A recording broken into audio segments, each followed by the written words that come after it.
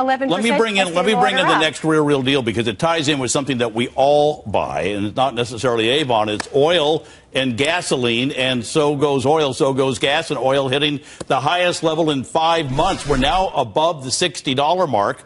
There you go, for the first time since December. And if gas prices are following, this has been the area, Steve, where they've been saying this is the big $1 trillion bonus that people have been getting, and it really has been.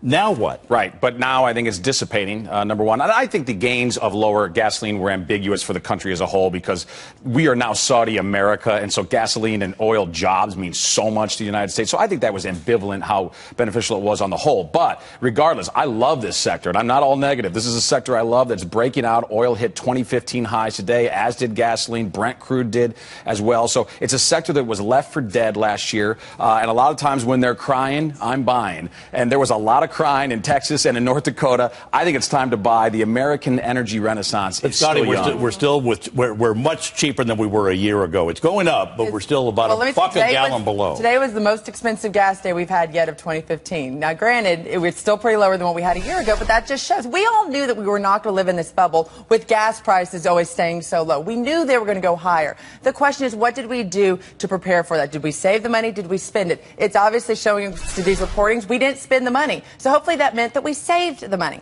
not necessarily. And that is one of the questions, is where did that dividend go? Sure. I mean, savings have gone up, though. You look at the numbers, savings have gone up, for individuals. So that's actually a good sign. And I disagree. I mean, a lot of numbers are showing we've spent a lot more than we did last year. So even though we're saving, we're spending, it goes back to the fact there are more jobs out, there's more money coming in, but Steve's been on oil. Charles has been on oil. 40% off the low. I don't think we get back to $100 a barrel anytime soon, but I think we found a bottom. Probably stay in a trading range from here, but the oil stocks have upside potential. And I agree with Steve. I think you could still make money with the oil stocks. Hillary, you said the consumer was very selective, but in this, you're not selective. You just gotta fill the car up. You gotta heat or cool your home. And that's right. And that's why there are some specific companies that'll do well in energy. But generally, I'm not really touching the energy complex right now. And the reason is that so many of these companies, even stellar oil and gas companies like Chevron, have gone out there and borrowed so much money to pay a dividend and to buy back stock. And what happens when rates start to rise and these balance sheets of these oil and gas companies